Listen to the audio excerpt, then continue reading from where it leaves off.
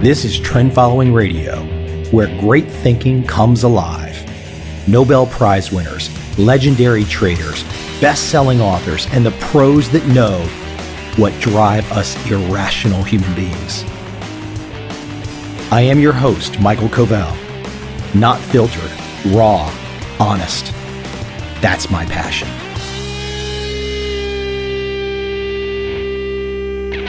My guest today is Charles Faulkner. Charles is one of my favorite guests. He's also one of the audience's favorite guests. He's appeared on my podcast multiple times. He also appeared in my film and was featured in my book, Trend Following. And for those that go back to Jack Schwager's classic book, The New Market Wizards, Charles was featured there as well. Our conversation is spread over 2 days. We had a little internet hiccup, but as always with Charles, educational, inspiring, and I just like to listen. I hope you enjoy this conversation.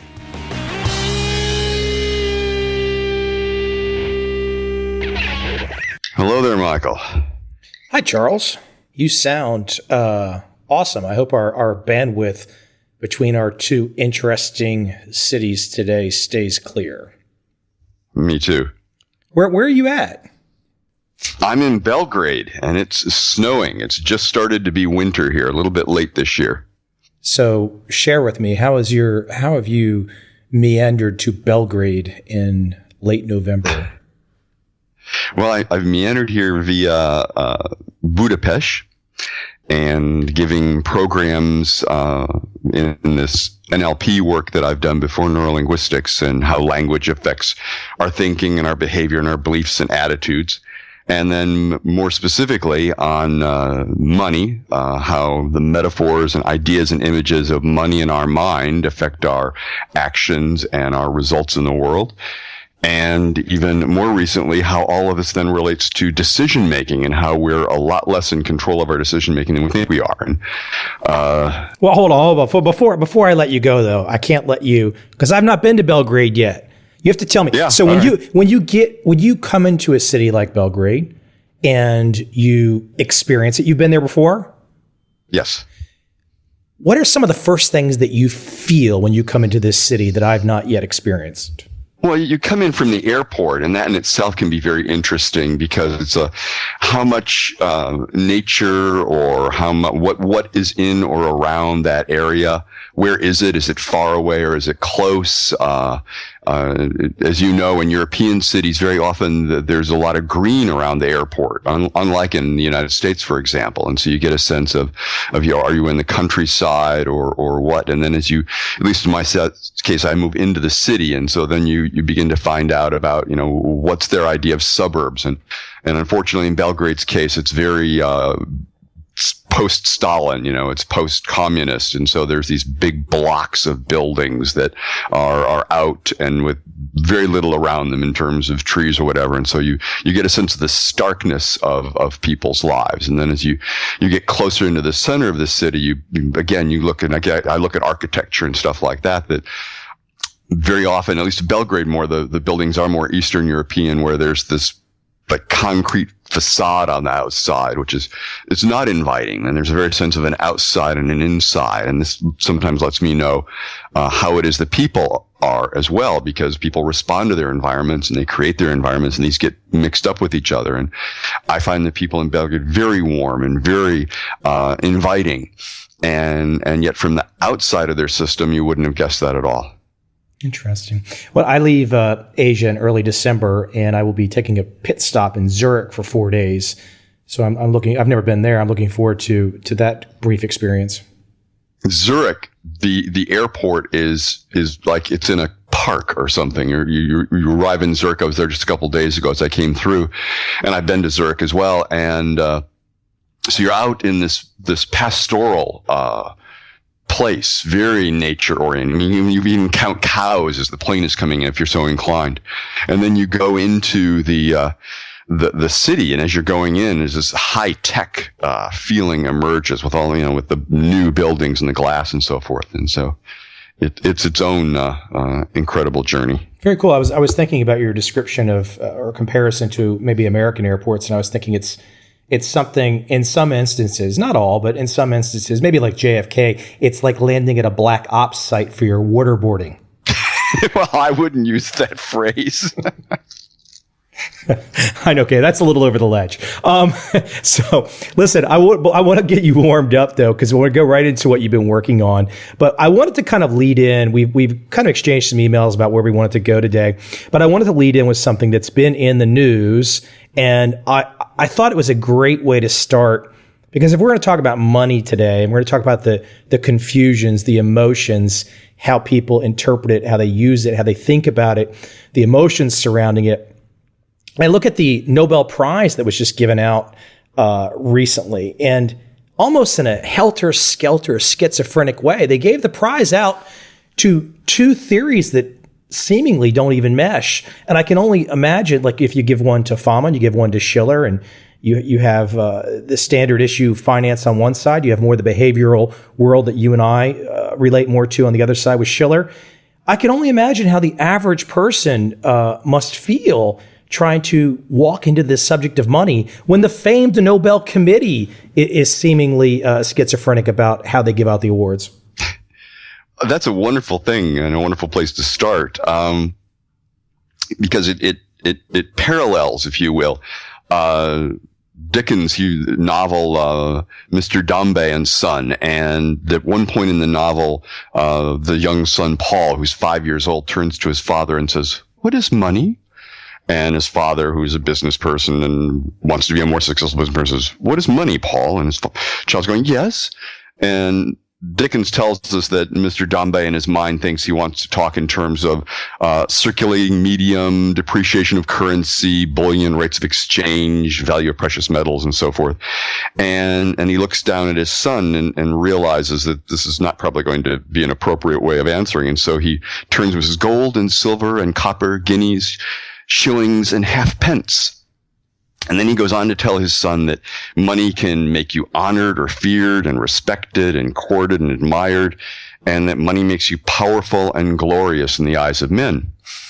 And then, to his amazement, Paul looks up at him and says, "Well, if money can do all that, how come money couldn't save his mother's life?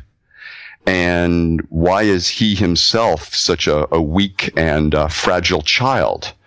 And he says, "Money isn't cruel, is it?" And I bring that up because there also is this, you call it schizophrenic, I would call it a duality, complementarity, as I've said in our previous discussions about System 2 and System 1, that System 2 is our logical and deliberative and thoughtful and conscious decision process. Give an example of that, System 2, because you got System 1, System 2, and it pertains to money. I want to let you outline that for the audience, for those that might have not heard our prior conversation. Okay. Well, System 2, as I say, is conscious, thoughtful, and conscientious. We're told that money is objective. After all, it's got numbers on it, and we're adding and subtracting and multiplying, dividing it. And that's that conscious, abstract idea. That's System 2. When we think about things consciously and deliberately and step by step, then we're thinking in terms of System 2. Whereas the System 1, as this theory in behavioral finance, behavioral economics has come out, is that that's our unconscious, automatic, and wildly associative part of us. It's the part of us that lets us be able to read people's emotions when they smile or when they grimace or when they look confused or such. It's the part of us that lets us have an intuition, an idea. And we develop associations. And to this part of us, money is very physical. To this part of us, money has many associations, many emotions. Now, here's the situation, is that our System 1 is both older in our came first in our species, is much older. It's what we call our gut feeling, when we go with our heart, all those ideas of utilizing our body to think, which even 2 decades ago was not considered how it's done, but now the science is in and we know we do it that way, and we do it all the time. Meanwhile, our System 2, this thoughtful, deliberate, conscious, putting things together, whether it's, the emergence of the Renaissance or whether it was the emergence of the industrial age or now with, iPhones and Androids and all the rest, this very successful part of us requires deliberate energy and attention and is easily exhausted. And what the research has found is that, and again, the most famous book in this is Daniel Kahneman's Thinking Fast and Slow, a wonderful place to start, and not the only one. There's popularizations, Malcolm Gladwell's Blink I've mentioned before. Different people have begun to get these ideas out there, that these two processes are going on all the time, and we don't outgrow them. Rather, System 2 consciously suppresses System 1. That is, that our Roadrunner Wile E. Coyote physics is still running in the back of our head. And we consciously go, no, that's not how it works, and we have to think more Newtonian or whatever. But that's a conscious effort. In the same way, our earlier images, associations, idea, impulses, emotions about money, the ones that we got as a child, we grew up with, the ones that are in the background of our society, they're running all the time. And meanwhile, we're told that, of course, money is abstract and it's logical and it's objective, and we can do that process. But again, that process can be overwhelmed by strong emotion, by stress, by being tired, by being intoxicated in some way, either with chemicals that come from the outside world or generated internally. And oh my, isn't that what happens when people are trading or investing? That they get emotional. And so what Kahneman notes in his book is that we often substitute the thinking of System 1 for System 2, and then afterwards tell ourselves how rational our decision was to get out of that stock when it went down, but now it's back up a bit again, but we didn't get back in. And so the idea that we can think objectively about money because it has numbers on it, and because there's economic theories like Fama's, is paradoxical to our actual situation, that we're making these so-called irrational, but I wouldn't say they're irrational, I'd say they're associative decisions about money that Schiller talks about and that Schiller has pointed out in his research. That's a good point about associative versus irrational, because I think the quick and dirty way, even someone like myself, I'm sure I'm guilty of it, is to immediately say irrational, but there is a rational process going on with System 1. It might not be the best thing at all times, but it's rational deep in our fiber and deep in our gut.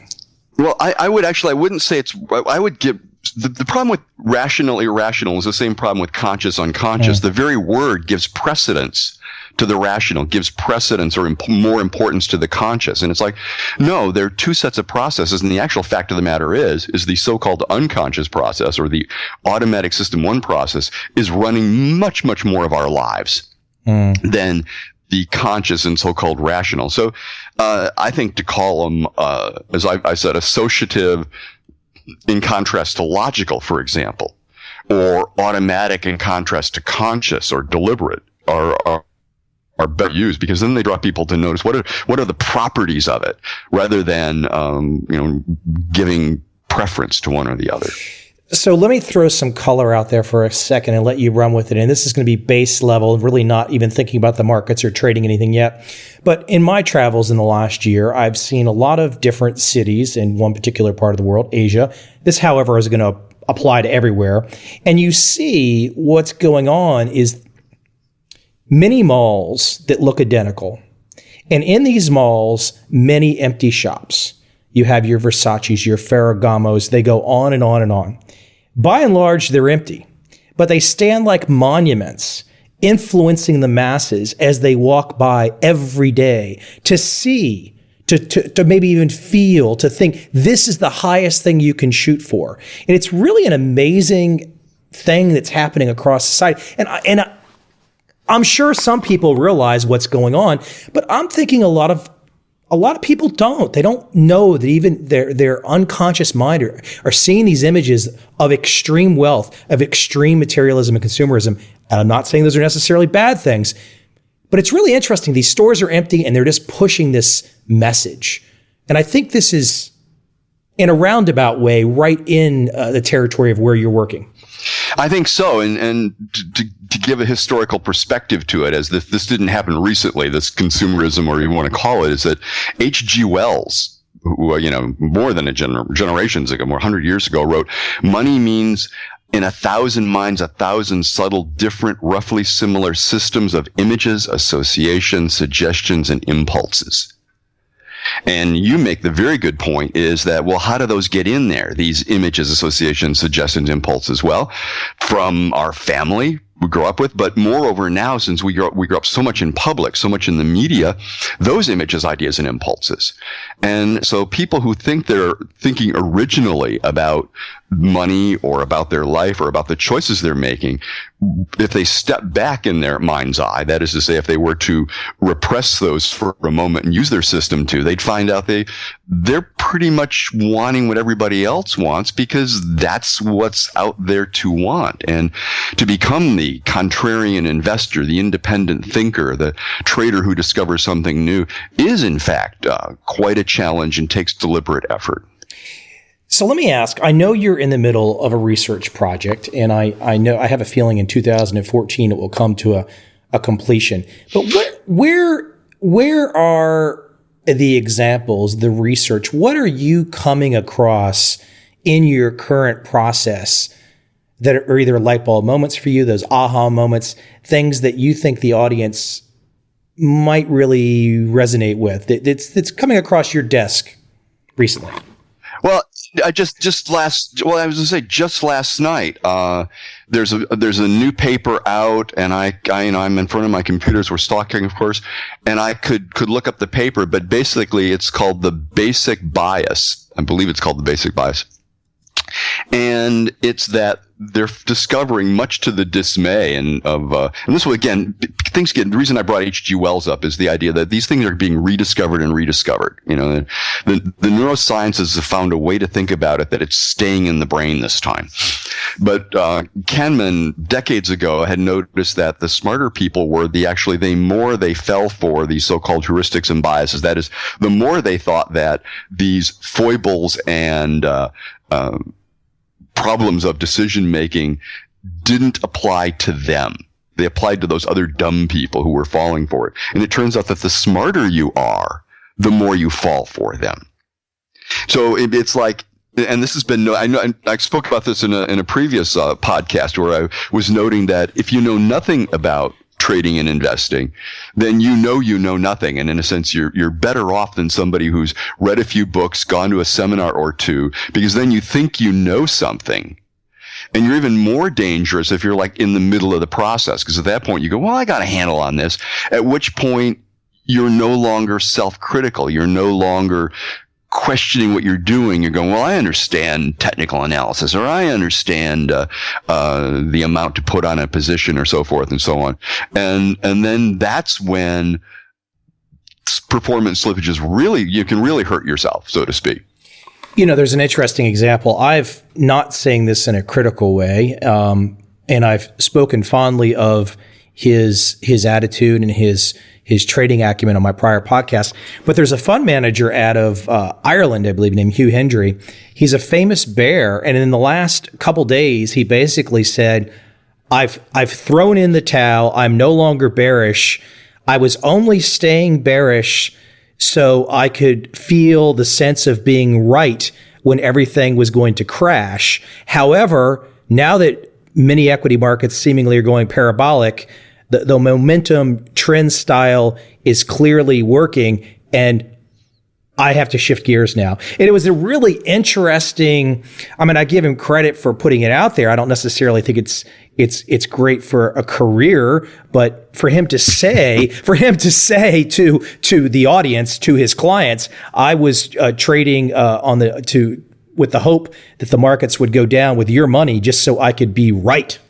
Well, it shows a great deal of honesty and in that sense, self-disclosure. And I think that if you will, is the Fama and Schiller thing, going back to the Nobel Prize, is that they're beginning to have to do that. The fund guys, people are beginning to ask these questions. There's enough books out about this now going, well, which of the blind spots of trading and investing are you falling into? And, one way to regain credibility, to regain reputation, is to admit your mistakes and move on.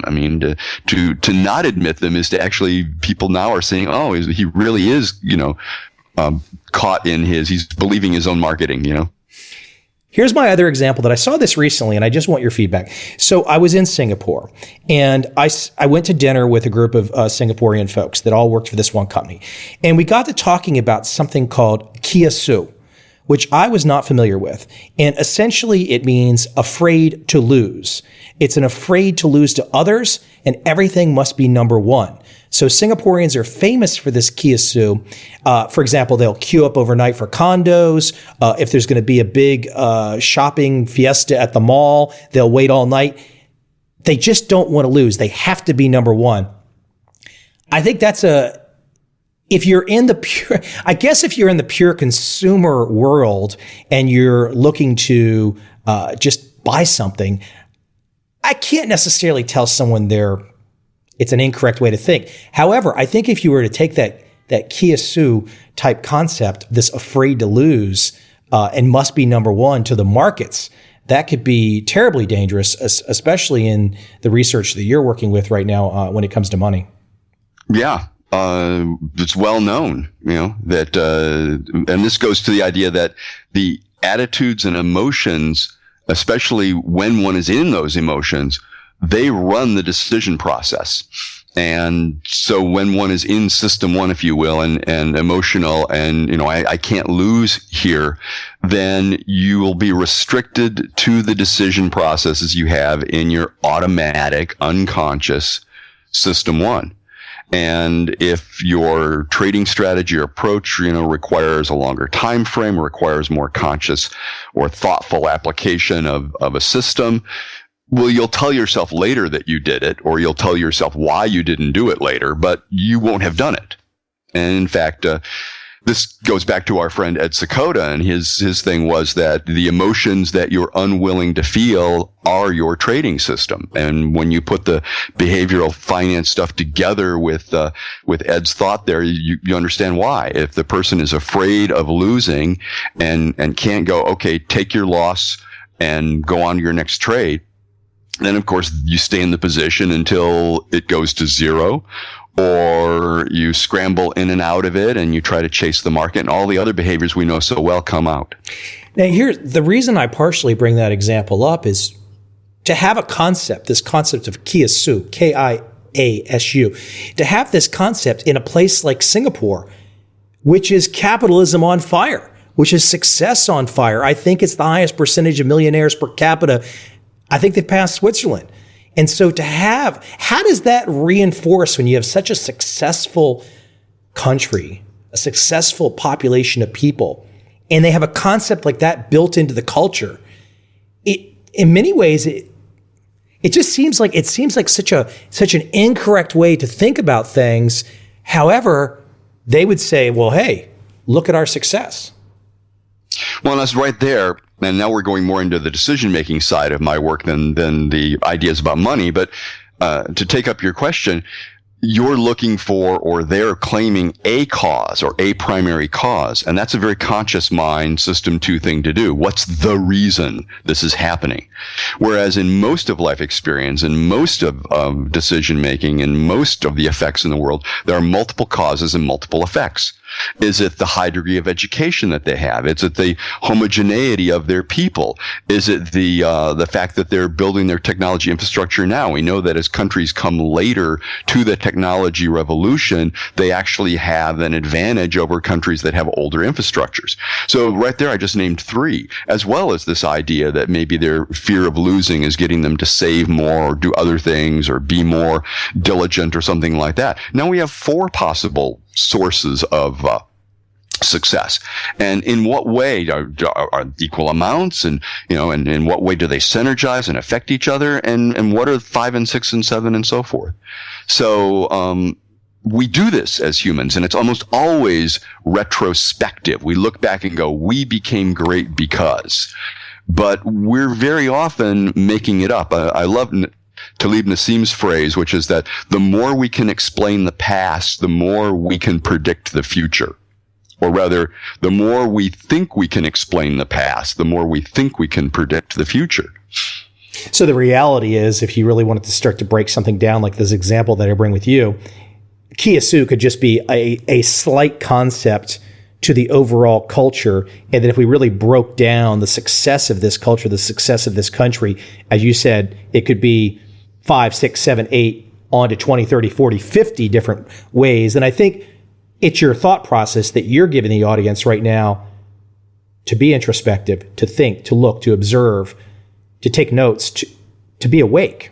Yeah, it's very the idea any model is a simplification of reality, and models, analogies, systems, whatever it is it's a way of trying to make sense of experience, because experience is complex and ambiguous and subject to, as they fancily say, stochastic processes, which is say randomness, and it's not determined in many cases what's going to happen. And our system one is very much see and respond, because up close and personal, both in time and space, it works really well to, how is Michael feeling this morning? I can hear you're interested and excited and, going into this podcast and so forth. We're really good at that. But as we get into bigger scale stuff like the Singapore economy, or as we get into longer timeframes like what's going to happen in the markets next year, we use this same near and dear process with less and less reliability. We do what we know how to do, and we don't often know where the limits of it are. And this is where when you your own research into trend following was to find that the simplicity of that approach, the kind of ease with which one can take a class of information, price in the case that you're studying it, and then, make a measured bet about the future. And people go, well, that's too simple because, I like a complicated model because the world is complicated. Well, that's a mistake of thinking. It's like, well, because the world is complicated, you need a complicated model. Maybe. But also to think that one thing will be the answer. Maybe. We've got to find the fit.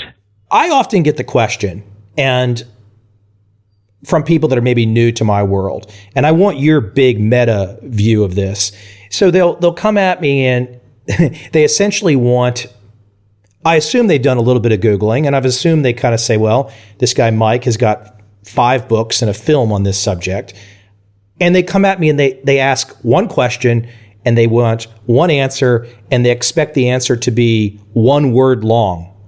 And seemingly they will then have everything they need to know on this subject. Whereas I've always looked at any subject where it's like, you're not going to get there in a straight line. You're going to have to dig around the edges. You're going to have to fall down some. You're going to have to get wet. You're going to get dirty. It's not going to be necessarily logical or in a linear fashion. And I find it really amazing that there is a certain portion of the population that truly believes in I guess I almost want to call it the McDonald's way of thinking. Give me the fast food answer right now. One word, please. Thank you. That's all I want. And then they actually get mad if you don't give it to them. Yes. That's well known. I was thinking of the H.L. Mencken quote, just again to show that this goes across generations. Those of you who don't know Mencken, he was one of the characters that was in the movie Quiz Show. That when the fellow from the family that was Charles Dorn, and one of his friends was this great pundit and writer back in that period of time of early television, and if I'm going to misquote it, but it was basically to any question or problem there's a solution that's clear and easy to understand, and it's wrong. It's basically what the quote is, and this goes back again to the kind of work that I'm drawing on, which is that we now know that the less you know about something, the clearer the image, the more certain you are that it's real and true. So when they come to you and they want that one-word answer, they want you to help make their pictures really clear so they can feel settled in their decision and feel they did the right thing, making the decision that they did. And of course, we know there are all sorts of different offers in the marketplace which will do that for you. Picks all highs, picks all lows, our foolproof system, and so on and so on, appealing to people's need for certainty. That need for certainty, how extensive do you see that in the population? Oh, it's basic to our biology, I think. I think that it's fundamental to our thinking processes. And in fact, part of the work I've got is that there's almost literally a one-to-one correspondence between the number of ideas you can hold in mind and how developed your mind is. You know, and we start out with one picture in mind, and then if you can hold two pictures in mind, then you move to a different kind of thinking. If you hold three pictures in mind, you might even be able to build a strategy, you know, for doing something in life. But that doesn't kick in till 12, 13 years old, and even after that, most people still go back to one picture. You know, so listen, we were talking in email about this. So we're talking system one. Anyway, I've taken you off on some tangents, but I always love taking you off on tangents. So on system one, system two, do you have any other examples that you could lead people into? And what are you, as you dig into this research on one and two, what kind of conclusions are you drawing? Where are you looking to ultimately take people in understanding one and two? Well, thank you for a really, really big question. I love it. Of course, it's a big question. That's why they all they tune in, because they realize I get smart people like you on here, and then I ask really hard questions. That's the magic of it. And then I just sit back and hopefully try and be quiet. The first part of it is, and going back to the Fama Schiller, is that it's not schizophrenic. Those are two ways of thinking about things. And both of them are profoundly useful. So whether they meant to or not, I think the Nobel Prize committee did a really good thing. It's two pictures, right? Remember I said about one picture, two picture, three, you know, like one fish, two fish, three fish. So it's actually saying, look, there's both of these exist, both of these sets of ideas, efficient market theory and behavioral finance, to give them big abstract names. Both are ways in which human beings approach the world, or at least approach the financial aspects of the world. And they represent the expression of those. System one, the behavioral finance, the automatic, emotional, intuitive, pattern recognizing skills.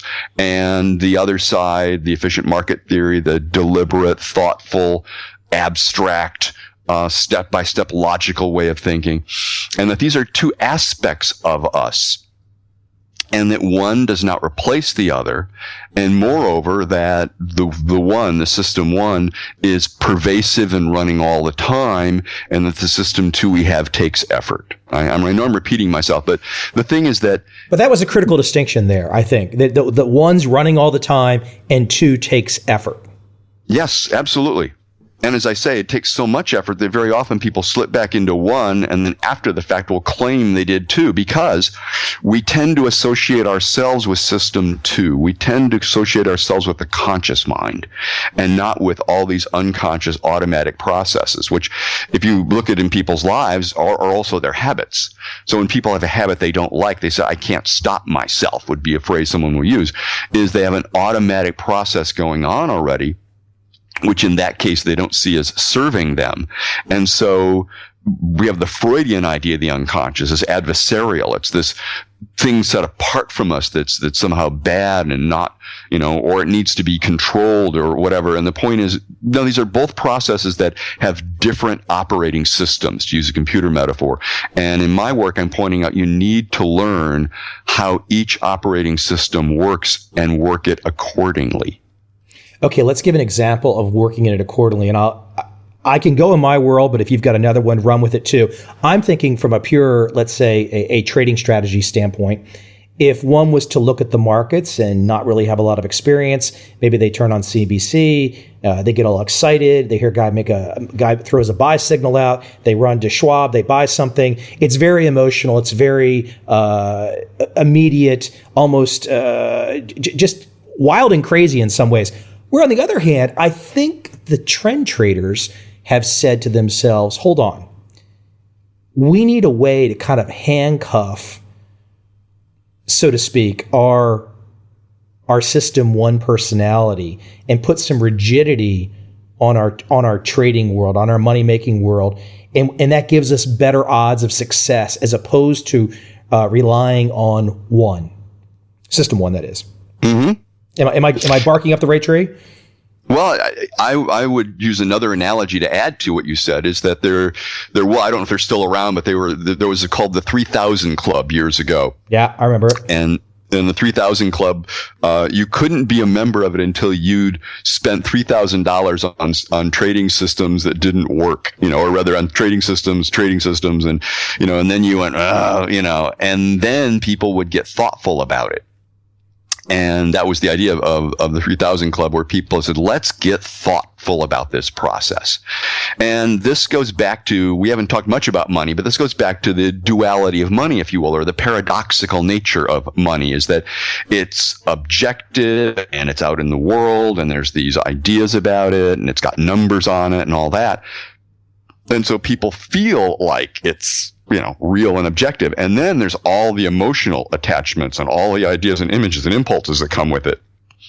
And those are so mixed up that, yes, the person's watching TV, they get an idea, they run with it. These are things that, they wouldn't, I would hope they wouldn't do in their profession, that in other parts of their lives, whether they're, a mechanic or a manager or an MD, that they realize it takes time and energy and thoughtfulness and experience and consultation to develop an expertise. Yet in the trading and investing, famously, people are impulse buyers of stocks and bonds and commodities and ETFs and the rest. And that makes sense when you think about the emotions involved and the fact that money is this magical substance that can turn anything into anything else. And I've got quotes going back hundreds of years that are like the German one, is that money not only makes you more handsome, but you can sing better. That reminds me of the old ads from the 50s about smoking, and they would literally put ads in the magazine that smoking would help your health. Yeah.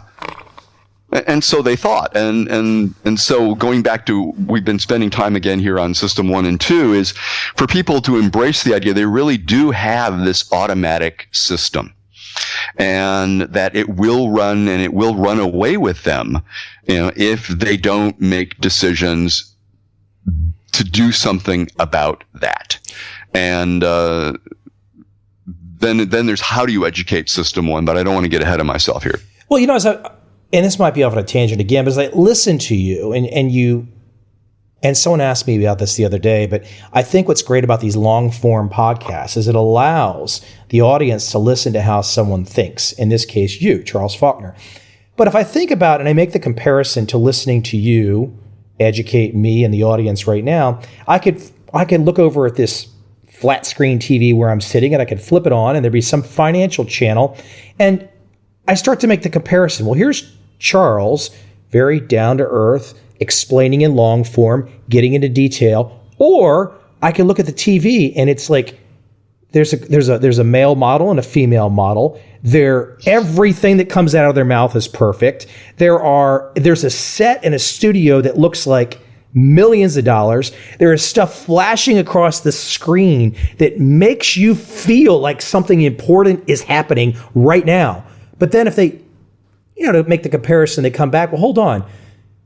Charles is trying to get me to think.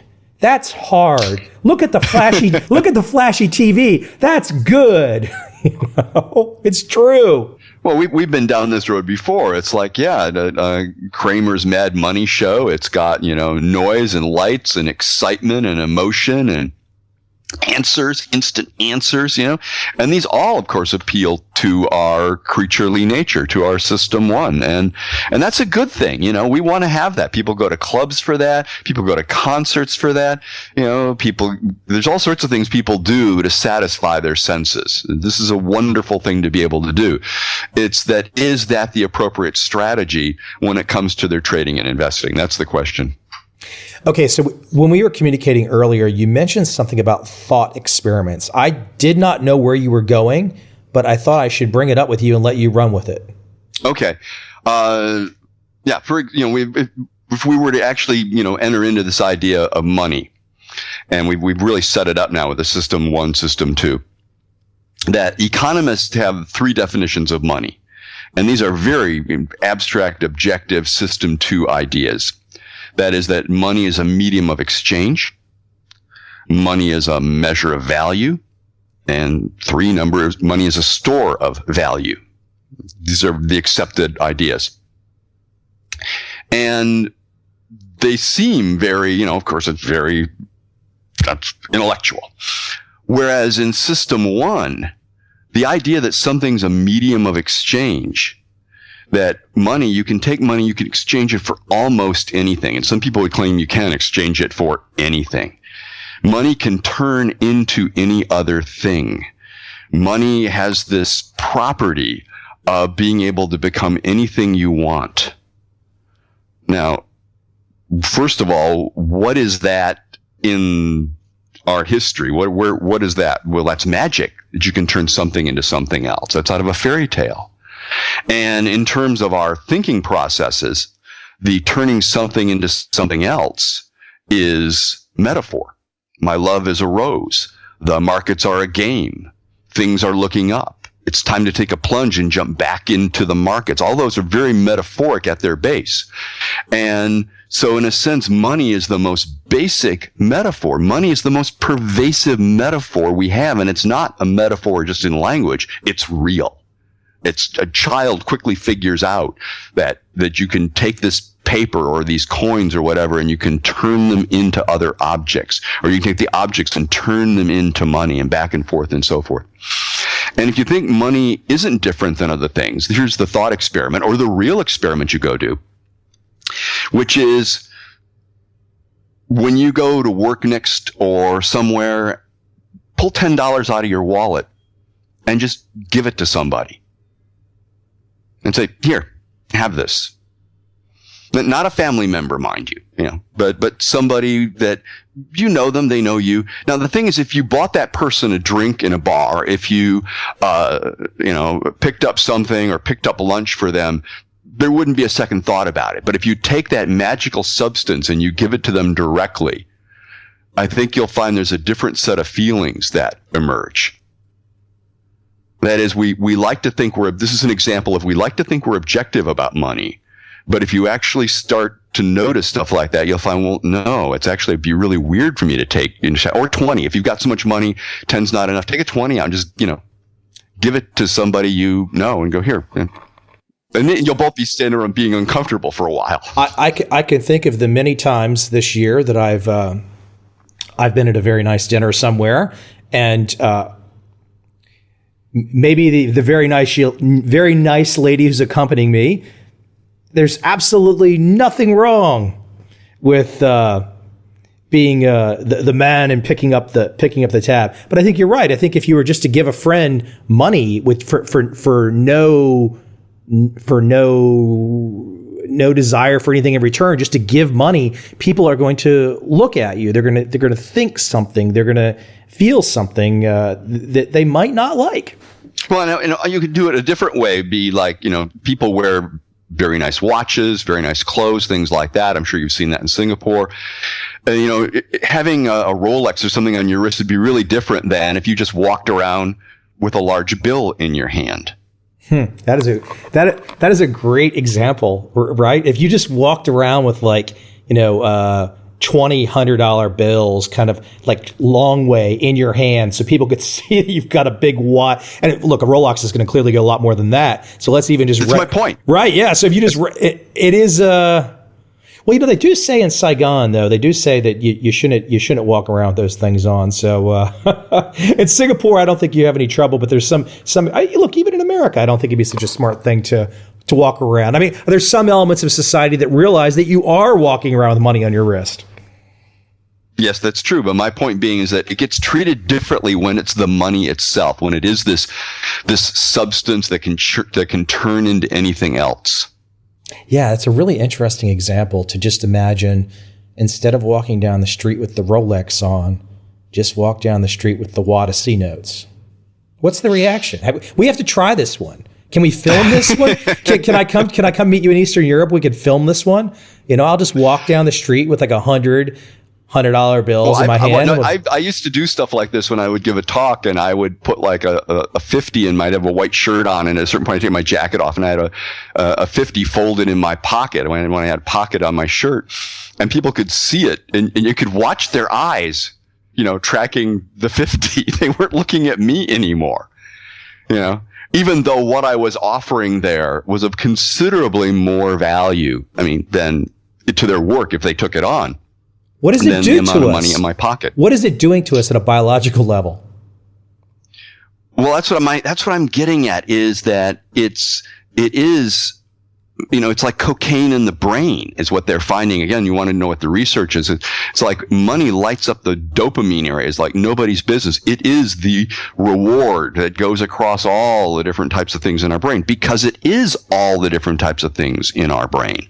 Money represents the physical object we talked about. Money represents certain kinds of accesses and opportunity. Money means people will treat you in certain ways. Money means that you could be thought of as a different person than you are. And again, we didn't invent this. I've got quotes going back hundreds of years that have this in them. So if I'm reading you right, if I'm seeing where all your research is ultimately going, you're really making the case to investors, traders, entrepreneurs, the average person, hey, before you even make the step of going down the path of building a business, putting a trade on, it might be worth your time to take a step back and think about system one, system two. Think about what's going on, the interplay here, because you don't want to get to the trading success, the entrepreneurial success, and then have not thought about those issues and have them rear their ugly heads, so to speak, at the most inopportune time. Well, it's the linchpin. What I've come to in this work is that money is a linchpin issue. That, of course, how a person thinks about and treats money can be a great motive for them to become a successful trader and entrepreneur, but it can also be their ruin at the same time. And you and I both know guys that have gone into business and made a lot and then lost a lot. And that can be due to the movements of the market, because there is the stochastic processes, as they call them, or randomness and so forth. But moreover, more often, it's that there are certain ideas, images, and impulses and so forth that the person has about this substance, which they hadn't noticed, but are running the show. Yeah, it's terribly interesting subject. So let me ask, so when will your baby, so to speak, be available for people to read? We're talking a long time away. We'll have you on again when it comes out, but I'm just curious where is the ETA? Well, we're looking at next fall, because I had an experience in the middle where I needed to move my entire household, and that just blew out a few months. I hadn't moved in some 20 years, and I never thought of myself as a thing person, but it's surprising what you can accumulate in a large place over a couple decades. Yeah, it's funny. I went through that process coming to Asia this year, and I gave away a lot of things, because you look around and you say, well, if I haven't touched this for a year, what am I doing with it still? And so I remember one guy in San Diego, I think he got 8 suits. So very, very similar thing. Except we utilize the local charity shops, and yeah, they got suits and jackets and jeans and just piles of stuff that it's.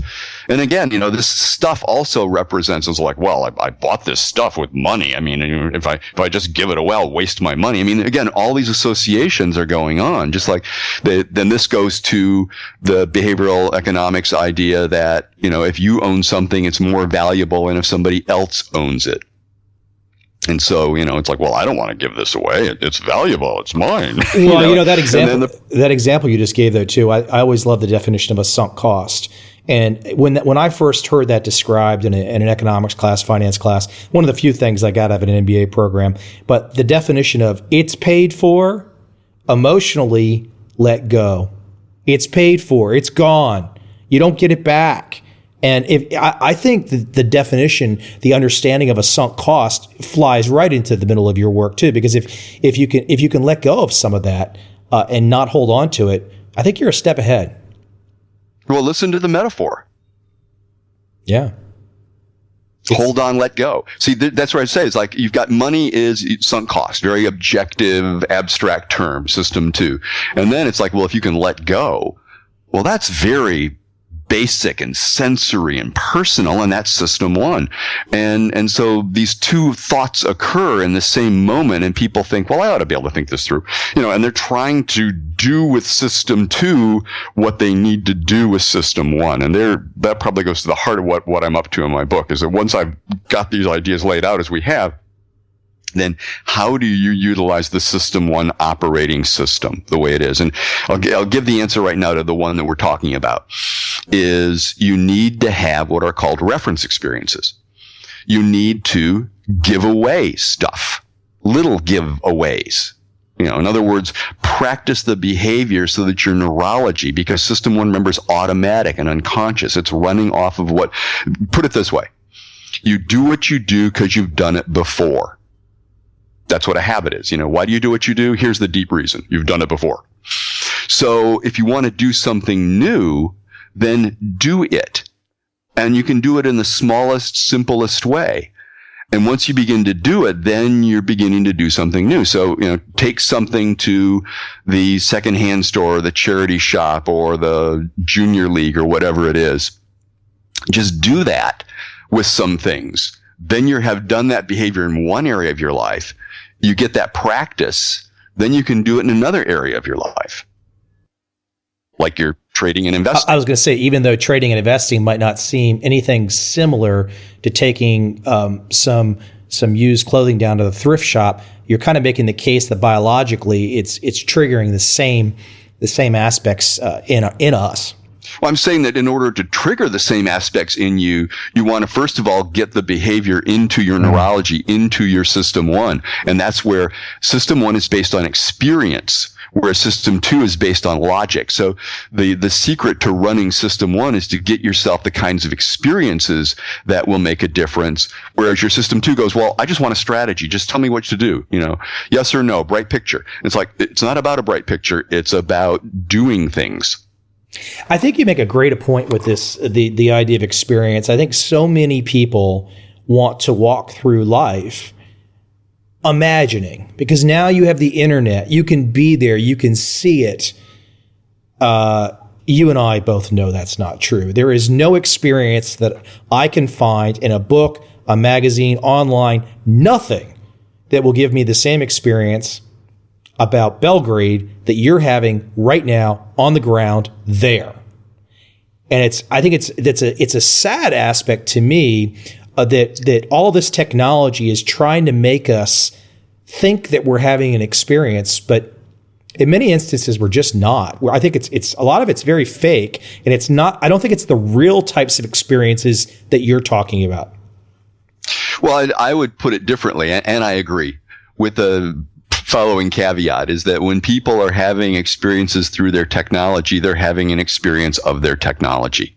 You can look at places, and I do this. I've looked at places on Google that I might be going, and I'll, can pull up the map and then pull up the street view and so forth and look at it. But I know that all I'm doing is orienting myself for when I get there. It's not the experience of being there. It's just a way of kind of going, okay, there'll be this and there'll be that and there'll be that. All right, good. So I have an idea, some landmarks, some still photos along the way. But that's not the experience of being there. The old thing that Jim Rogers used to say, or Tom Baldwin, another one, is there's life before the trade and there's life after the trade. Charles, do you think that those preparations, you're traveling a lot, I've traveled a lot, do you think those preparations we do they really help at all? It seems like once you get to that place and you look back on the preparations for the experience to try and prepare on what the experience is going to be like, it all pales to the experience. Well, that you're talking Clausewitz on war now. Is it he said, he says you do all this preparation, and then when the war starts, then all bets are off, because at that point, again, randomness and ambiguity and all these things come into play. I do think that very often preparation is a ritual for focusing the mind to be prepared for what one is going to do. And again, when you know that, you can engage in that ritual in a useful way and not in a superstitious way or a magical way that you think it really should happen that way. But you realize, okay, I've done my preparation. I'm settled in myself. Now I can turn my attention outward and be responsive to what is happening now. So I'm thinking about the last 185 podcast episodes that I've done. And wow. I love the idea that I don't think anybody else has used the word ritual. And it's such a cool word. It paints such an interesting picture. But I love the fact that you throw that one out there. Well, I go further than that. In my work on money, I point out that in the modern times, the most common and most persistent and prevalent ritual that we engage in the modern world is the exchange of this substance called money for something. It's really hard for people to take this in. So I'll spend just a moment on it, is that for most of human history, for most people, they didn't deal with money. We have this, I call it the Flintstone factor, which is that we take our current situation and then we imagine it backwards. And in fact, they now know, and I've got the references and so forth, and I'm wondering whether to include them or not, that the original uses of money were not to make barter easier, which is what the economists will tell you, is that, well, money came along and then you didn't have to exchange your cow for wheat or whatever it was. It's like, so we had money. Yeah. So it was very practical. No, the original uses of money were religious and ritual. Money was a way of transferring emotions from one place to another. Money was a way of transferring power from one place to another. And it still is. That's still in money, because the old so-called primitive people's ideas of money and children's ideas of money, the tooth fairy and the quarter, although it's probably $1 now under the pillow and so forth, those ideas about money are still inside us. And so that idea when the child would take the money and go and buy something with it the first time. I was just in a shop recently, and this little girl is there counting out her dollars. I mean, little girl, and counting out her dollars to buy something, very methodically, that stuff's still in there. And then you engage in that ritual. Used to be religions were the rituals we engaged in. Used to be the families had rituals we engaged in. No, the ritual we engage in most often now is with strangers. And it's for the exchange of something. And what is that doing to us? This begins the second part of my conversation with Charles. A slightly bad internet connection and the desire to just add more material to the subject. And we're talking for the second day in a row. Hello there, Michael. Hey, Charles. I was looking like you look in your picture last night. Uh-oh. Out and about doing the presentations? Yeah. Sometimes it's fun. I could not do it all the time. I can do it every now and again. Yeah, me too. I'd rather be in jeans than a t-shirt. Well, it's still cold and snowing here, so I'm in cords and a turtleneck. So I got your list here, and I was trying to think about what's the best way to approach this, because I'm sure we touched on many of these issues. Yeah, that's the thing we did.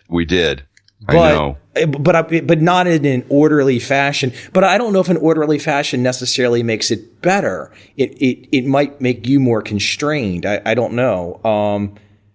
Well, what I'd like to get at is I don't know that your listeners can really get the idea that money is both real and practical and magical and alchemical and therefore paradoxical in our experience at the same time. That's really what I'm trying to get at in this talk, is that, because I'm thinking most of them will go, yeah, and they'll brush it off. Probably. So okay. So where do you think we should? I was trying to think where to start here, and I was thinking maybe it was really at the part of money as a living metaphor would be an area that comes in where we've not yet been. Yeah, I'd agree with that. Okay, well why don't we jump in and talk about it, because they know money having many different meanings and different metaphors for money, for relationships with money.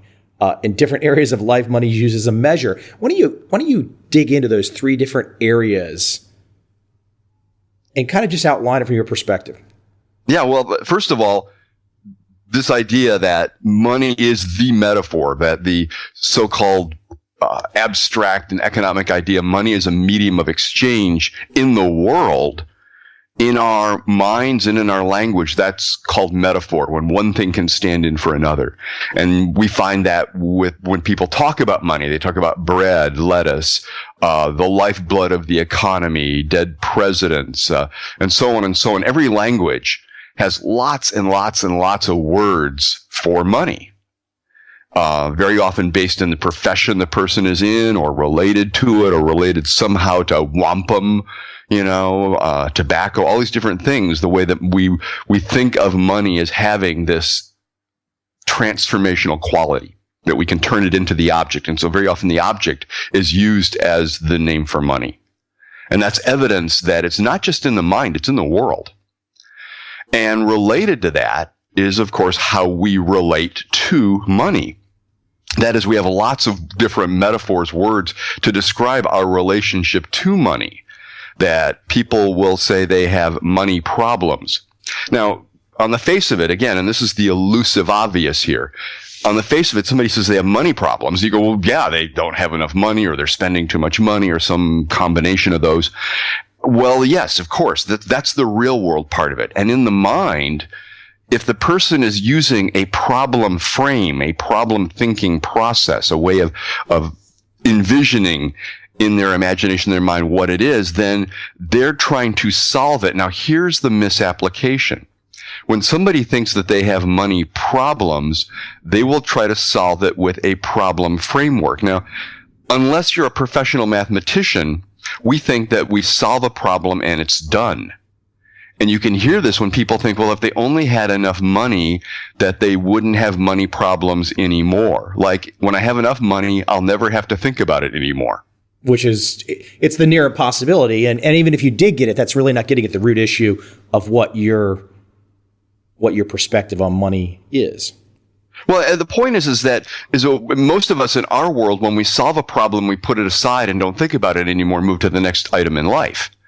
But the thing is, with money, the more money you have, the more you do need to think about it, or think about who's going to watch it, and then you need to think about them. So it's a misapplication of a thinking process. People say they're flush. They say they're stone cold broke. People, they're swimming in money. All these different ways we talk about our relationship to money. Money held me back.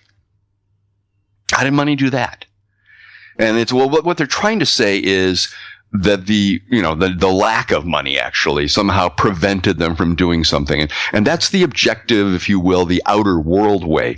But in our mind's eye, in our mind's ear, in our mind's body, we embody those metaphoric ideas and make them real. So if you talk to somebody, they actually feel like money is a person, and they're having this argument with money, and money is pushing them around. Money's influencing their life in different ways. And I invite our listeners to, listen and look into your imagination and your everyday languaging around money. And how do you speak about it, think about it? Because these ideas have implications. It's like, as they say, if you think there are money problems, then you're going to try to solve it like a problem. If you are looking for money, the assumptions, the presuppositions, you use the linguistic words for it, is that if you're looking for money, that means there's so little of it, it's hidden. So it's money as a hidden object. And people, looking here and looking there for money, as opposed to, for example, a Paul Tudor Jones, who described the economy as this large and incredible system of pipes and liquids and so forth. And he would look for a place that he could tap into this plumbing system and draw off some money.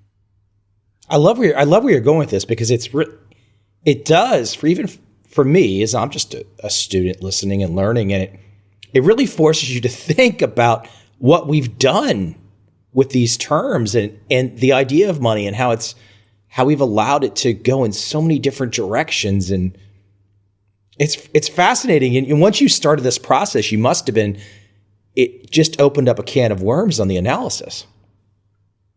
Oh, it did. And, this is initially, and I did this a couple decades ago. Initially, I had the idea that there were what I called a living metaphor, a personal metaphor that people would have for money.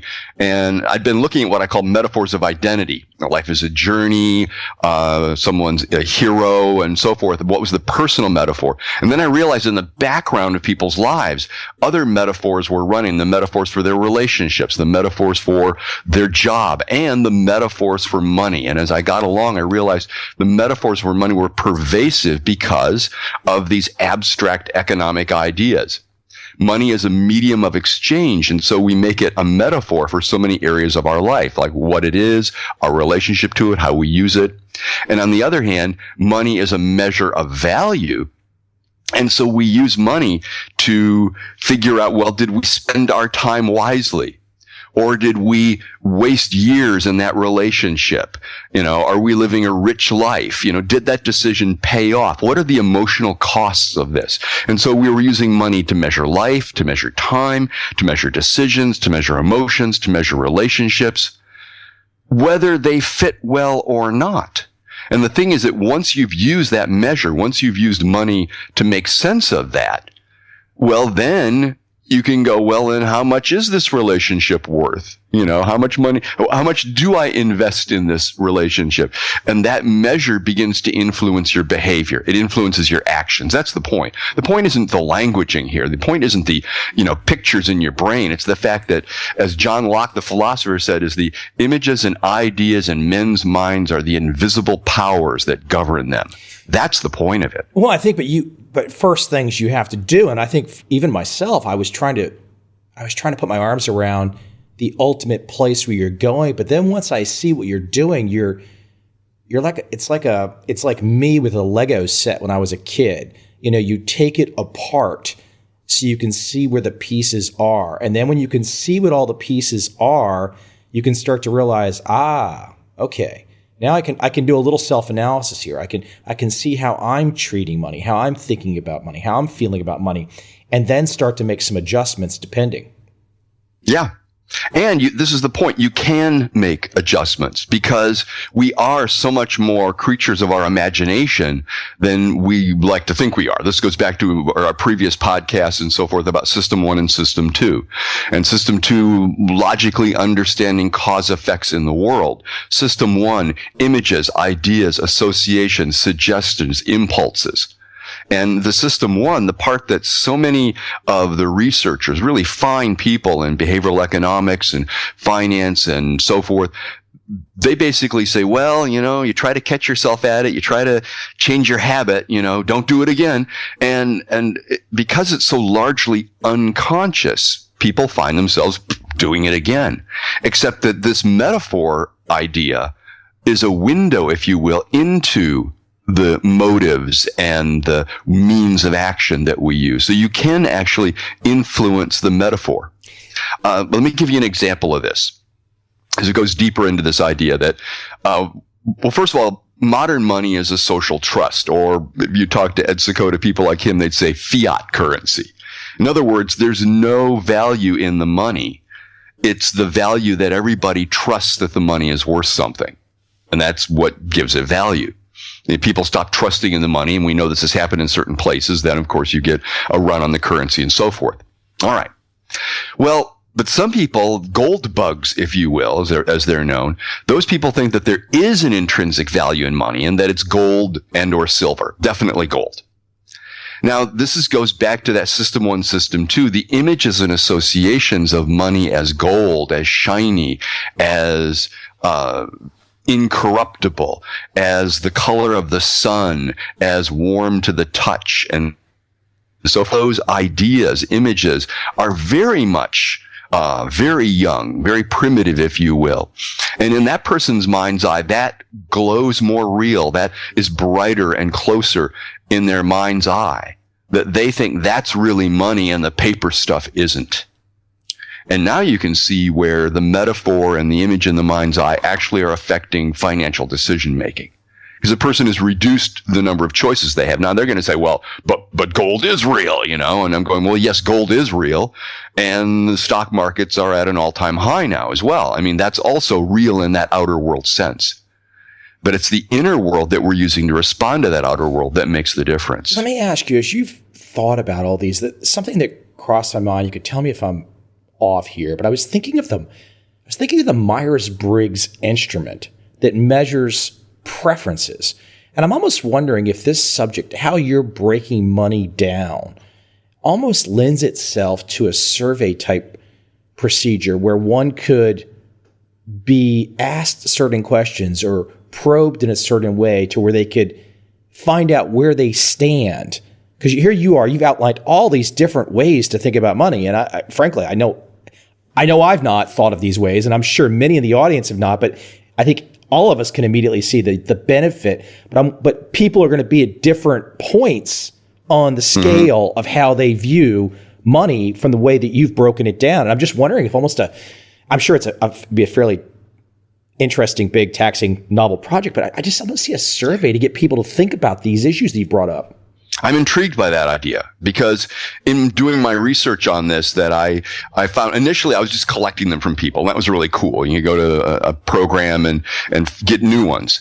And then I began to find that there were some themes, and depending on where the person was as an investor or trader, how developed they were in their craft, they would have shifted their metaphors. And then I found that even historically, people will start out with, or at least be around the idea of money as an object will be an obvious one. I mean, money is an object, as my listeners would say, but it is an object. Well, yes, it is.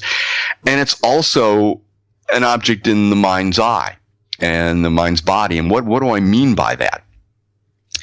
Is if you think about objects, there are properties, if you will, of objects. You acquire them, you value them, you use them, i.e. trade them or somehow, and you dispose of them. So when I hear somebody saying that they have a money problem or they can't handle money, that's another way people talk about it.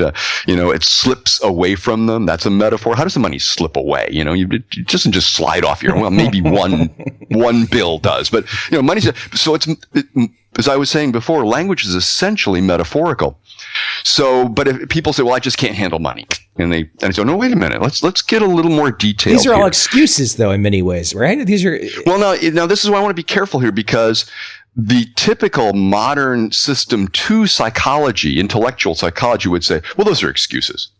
Whereas if you analyze it in terms of system 1, I'd go, these are accurate descriptions of the person's inner world. They just don't realize they're telling themselves that. Because if they tell me their money's slipping away, I already know it's a physical object and it's slipping away. And so I go, okay, so they're not very good at, remember I mentioned just these properties or qualities. They've got a grip problem. They need like Stickum they used to use in pro football. If money is slipping away, then the first thing that you and I should do is help them with their grip. Well, we could. That's disposing of money. In other words, their ability to effectively or to their pleasure. I actually meant grip. I mean, when you're breaking it down this way, I'm thinking the physical grip of money's slipping away. That what they don't mean is their grip of the money. They don't have the ability to hold on to the paper. It's falling out of their hands. So I'm literally saying to them, hold on, let's put some sticky stuff in your hand so it doesn't actually fall out of your hand. And they would kind of look at you and go, what are you talking about? I'm not talking about that. Exactly. And what I do is I pop it up to a bit of a higher level, but in the same area, because I'm going, okay, so you can acquire money, you can acquire money, you can value money, you can do things with money, you can dispose of money, for example. And so I'm going, so they're in the acquiring process, it's slipping away, and or they have a really bad disposing of money ability because they haven't. But my point being is there's these 4 areas, skill areas. And you could develop yourself in the skill area, but instead what most people do is they have some reaction like, I can't hang on to money. And then they stop thinking about it, going, no, wait a minute. You just told me that you have a problem in one area. You actually might be really good in the other areas. You might actually be good at valuing money, putting it in its proper place, if you will, in your life. You might be good at doing things with money once you can hang on to it. So the point is the person may have more skills than they realize, but the way they're talking about it is obscuring that fact. And at the same time, they're also telling me, as you just pointed out, okay, you need to work on the hanging on, the storage ability of money. That once you get money, you need to develop more skills, ideas, images in your mind, abilities to deal with that area. Let's work on that. As opposed to, oh, that's just an excuse. What's also crossing my mind here, you're talking about this issue, is the people that win lotteries. And it's almost, I know there's been research done on it, the people that win the lotteries and millions of dollars, many times, they get all the money they think they needed. And they win the lottery. And then they blow it all, and they're right back to where they were when they started before they won the millions. This is a wonderful example of how money in the mind influences money in the world. Let me open that up just a little bit, because it's a wonderful example. Is what they found in the research is that how you get the money, and moreover, how quickly you get the money, then in your mind is how quickly you dispose of the money. And they call this a mental container. Where you're putting your money. And the point is that you want to change the container. So people get a tax rebate. They also spend those really quickly because the money showed up quickly. Therefore, the money goes out quickly. And what I suggest to clients and people I work with is that you take the money and shift where it is. So you get a tax rebate, or you win a lottery or something, is to put it in the bank or someplace safer if you have it, but to put it someplace and let it sit there just a week, just a little time, because what'll happen is it'll shift container. And in your mind, it'll become a different kind of money, and then you can utilize it differently. So the point is that these are in the mind, yes, and you can do things in the mind and in the world to shift how you respond to money, so your actions are different. That's the point in bringing this up. Where as we get, and clearly there's going to be a lot more research and a lot more effort at this subject coming in your new work in the new year, but I think yes, our conversation right here alone will get people thinking about this topic of money in a much more constructive way. How would you direct people to take the next step? You start to break money down in these different ways, thinking, feeling about it, analyzing it, system one, system two, all the different ways we're talking about in our conversation yesterday and today. What's the next step? Where do you want to take people?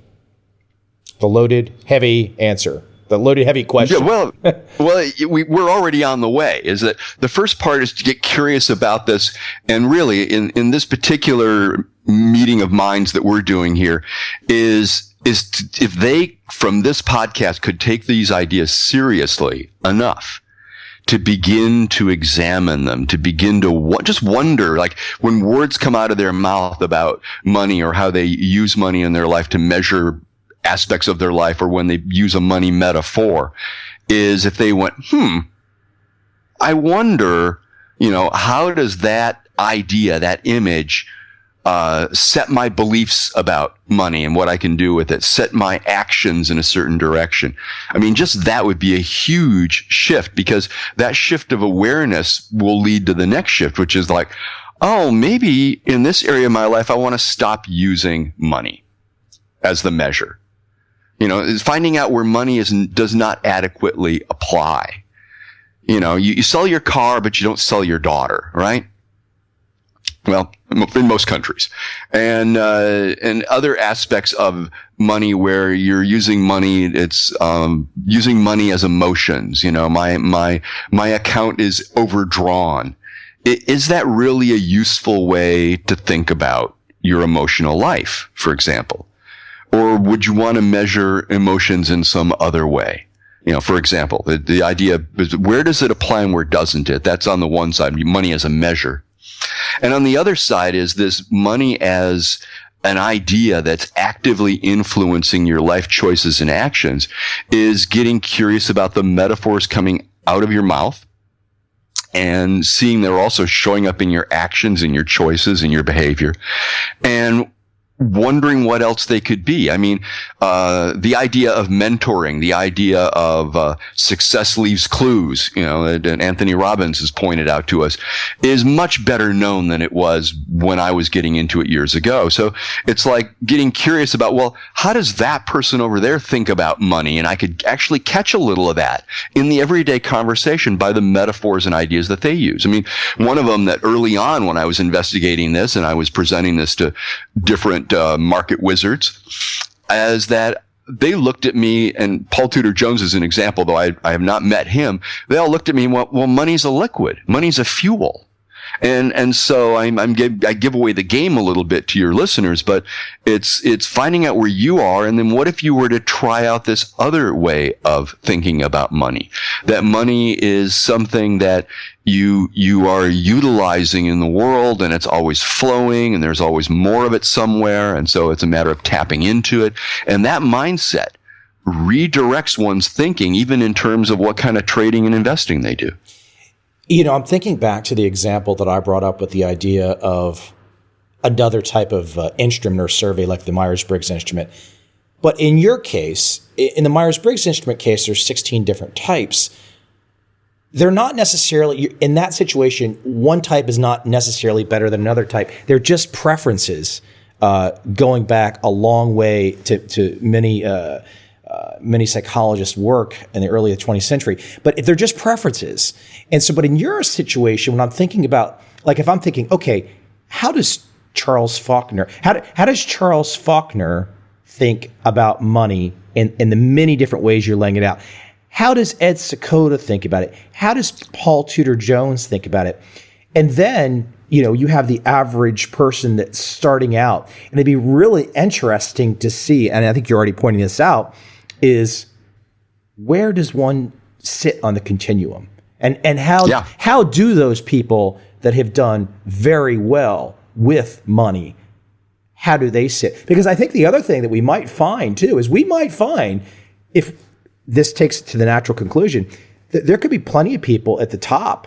Maybe they get to the top and they change their view of money. Maybe they get to the top, so to speak, the money top, and maybe their views and understandings of money are just the same as the average guy. And then you start to bring the factor of luck into play. It's a terribly complicated and interesting path to go down.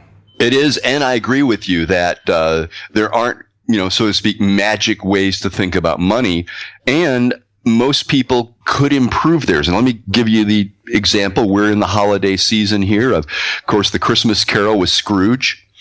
And the idea of going back to money as an object, and Scrooge was very good at acquiring it. He was very good at valuing it and putting it to work. And yet the way his disposing of it, at least if you follow the Christmas Carol as a story, he was very underdeveloped in that area of it. So in other words, is one might putting money to work or even putting money to play.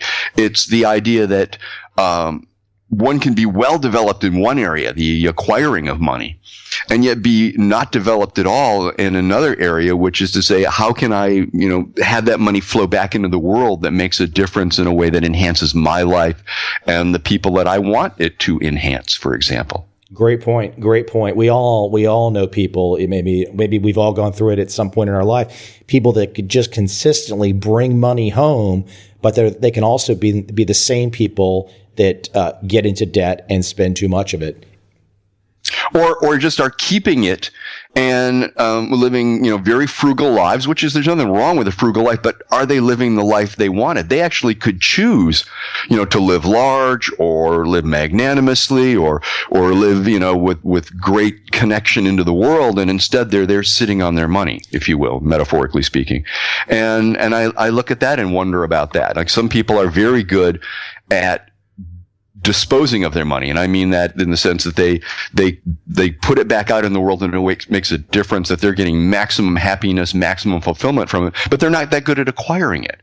So when one begins to look at it as a physical object, as composed of different skill sets, then your listener can go over that and go, oh, okay, so I've got this area knocked over here. It's just I don't have enough money to live the way I want. So it's not that money's the problem. It's that I need to look more at my acquiring strategies. So it allows a more detailed analysis, if you will. It's a fascinating subject, and I look forward to next year with your book coming out, because I think we can have some really long form interviews for sure. I think people will just enjoy this. Well, you're welcome. Charles, you take care, and hopefully we can see each other in person sometime in the near future. I'd like that. You live in a great part of the world. I live in a great part of the world. We should connect them and make them the same place. No, we should. Absolutely. Hey, listen, have a good holiday season, and we will talk soon, Charles.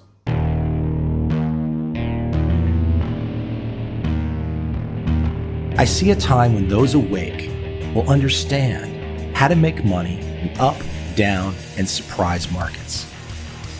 Whether new trader or experienced, college student or financial advisor, protecting against a crash or just trying to make a lot of money, trend following offers everyone an answer in uncertain times. To get started immediately, send me an email, michael@covel.com. I will send you the right trend following steps to take along with my free video. But if you want to buy and hold, trust the government and trust Wall Street, this is absolutely not for you.